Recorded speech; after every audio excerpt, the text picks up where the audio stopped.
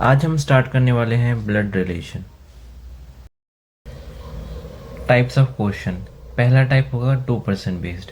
जैसे वाइफ और हस्बैंड है, उनके मतलब बहन होगी, उनका भाई होगा, वैसा। ठीक है। सेकंड में है फैमिली बेस्ड, कि पूरी फैमिली होगी, मम्मी पापा भाई बहन दादा परदादा ऐसे सब। और तीसरा हमारा टाइप है कोडेड रिलेशन, मतलब जो भी रिलेशन होगा वो आपको कोडिंग में दिया जाएगा। ये आप हो, ये आपके फादर है, ये आपके मदर है, पापा मम्मी। अब फादर के रिलेशनशिप से स्टार्ट करते हैं। फादर के जो ब्रदर होंगे वो आपके क्या लगेंगे, अंकल लगेंगे। उनकी जो पत्नी होगी, वाइफ होगी, वो लगेगी आंट। ठीक है। चाचा चाची। आपके फादर की जो बहन होगी उसको क्या कहेंगे, आंट कहेंगे और अंकल कहेंगे। हिंदी में क्या कहेंगे, फोई और फुआ और फूफा भी कहते हैं। फिर आपके फादर के फादर होंगे, उनको कहेंगे ग्रैंड फादर और ग्रैंड मदर, दादा और दादी। और इनके भी जो पापा रहे होंगे उनको कहेंगे ग्रेट ग्रैंड फादर और ग्रेट ग्रैंड मदर। फिर अब आते हैं मम्मी की साइड पे। मम्मी का जो भाई होगा वो हमारा क्या कहलाएगा, अंकल कहलाएगा। और उनकी जो पत्नी होगी वो आंटी कहलाएगी। हिंदी में कहेंगे मामा और मामी। फिर आपकी मम्मी की जो बहन होगी वो क्या कहलाएगी, आंट। और उनके जो पति होंगे वो कहलाएंगे अंकल। हिंदी में मौसी और मौसा। फिर आपकी मम्मी के जो पापा होंगे वो कहलाएंगे आपके ग्रैंड फादर और ग्रैंड मदर। और जो इनके मम्मी पापा होंगे वो कहलाएंगे ग्रेट ग्रैंड फादर और ग्रेट ग्रैंड मदर। तो अब आप कंफ्यूज हो गए होंगे कि फादर में भी ग्रैंडफादर है, मम्मी के में भी ग्रैंडफादर है। तो ये याद रखना है कि मम्मी के जो भी रिलेशनशिप में होंगे उनको कहेंगे मैटरनल। जैसे maternal uncle, maternal aunt, maternal grandfather, maternal grandmother, maternal great grandfather, maternal great grandmother. और पापा की साइड में जो भी रिलेशनशिप में आएंगे उनको कहेंगे paternal. Paternal aunt, paternal uncle, paternal grandfather, paternal grandmother, paternal great grandfather, paternal great grandmother. ठीक है। ये ऊपर भी जिनकी हमने बात की ये थे आपसे सीनियर जनरेशन वाले। ठीक है। अब आपकी सीनियर जनरेशन के बाद आपकी बारी। आपका भाई होगा, आपकी बहन होगी। फिर ये वाली जनरेशन में आपके जो अंकल आंट के बच्चे होंगे वो आपके कज़न कहलाएंगे।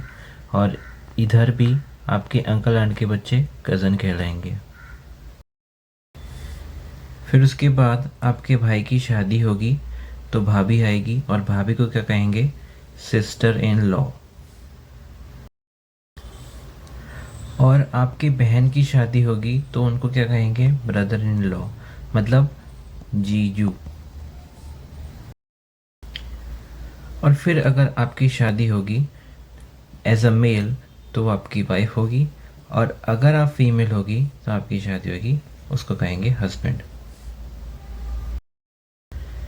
फिर उसके बाद आपको ये याद रखना है कि आपका डायरेक्ट रिलेशनशिप किसके साथ है। ये आप हो, ये आपका सगा भाई सगी बहन, और ये आपके पापा और ये मदर। ठीक है। तो ये जो 5 है वो आपके डायरेक्ट रिलेशनशिप है, मतलब उनका क्या है, आपके साथ खून का रिश्ता है। ठीक है। और जो ये वाइफ दिख रही है ना, वाइफ, ये जो है वाइफ, इसके साथ आपका क्या है, लीगल रिलेशनशिप है। ठीक है। एक और चीज़ याद रखना कि वाइफ के जो रिलेटिव्स हैं, मतलब उनके मम्मी पापा भाई बहन, वो सब क्या लगेंगे, इन लॉज लगेंगे। ठीक है। और वाइफ के लिए जो मेरे फैमिली वाले हैं, मम्मी पापा मेरे, वो सब भी क्या लगेंगे, इन लॉज लगेंगे। इन लॉज इसलिए क्योंकि इनके बीच लीगल रिलेशन है। जैसे एग्जाम्पल है, मेरे भाई की शादी हुई तो वो क्या कहलाएगी, सिस्टर इन लॉ कहलाएगी। मेरी बहन की शादी हुई तो क्या कहलाएगी, ब्रदर इन लॉ। ठीक है, समझिए। फिर आगे वाली जनरेशन, अगर मेरे भाई को बच्चा हुआ, अगर लड़का हुआ तो वो कहलाएगा नेफ्यू, और अगर लड़की हुई तो कहलाएगी नीस। लड़कों को कहते हैं भतीजा, लड़की को कहते हैं भतीजी। इसी तरह अगर मेरी बहन को बच्चा हुआ तो कहलाएगा नेफ्यू और नीस। इसी तरह आपको बच्चा हुआ तो उसको कहेंगे सन और डॉटर, बेटा बेटी। और जब आपके बेटे की शादी होगी तो उसको क्या कहेंगे, डॉटर इन लॉ। और जब आपकी बेटी की शादी होगी तो उसको कहेंगे सन इन लॉ। फिर जो आपको बेटा होगा, उसको बच्चा होगा, तो लड़का हुआ तो उसको कहेंगे ग्रैंड सन, और लड़की हुई तो उसको कहेंगे ग्रैंड डॉटर। और अगर आपकी बेटी को भी बच्चा हुआ तो उसको भी ग्रैंड सन और ग्रैंड डॉटर। जब आपके ग्रैंड सन की शादी होगी तो उसको कहेंगे ग्रैंड डॉटर इन लॉ, और जब आपके ग्रैंड डॉटर की शादी होगी तो उसको कहेंगे ग्रैंड सन इन लॉ। और इसमें भी एज इट सेम ही। और जब आपके ग्रैंड सन को बच्चा हुआ तो उसको कहेंगे ग्रेट ग्रैंड सन, और अगर बच्ची हुई तो उसको कहेंगे ग्रेट ग्रैंड डॉटर। ठीक है, और इसमें भी एज इट इज ऐसा ही है।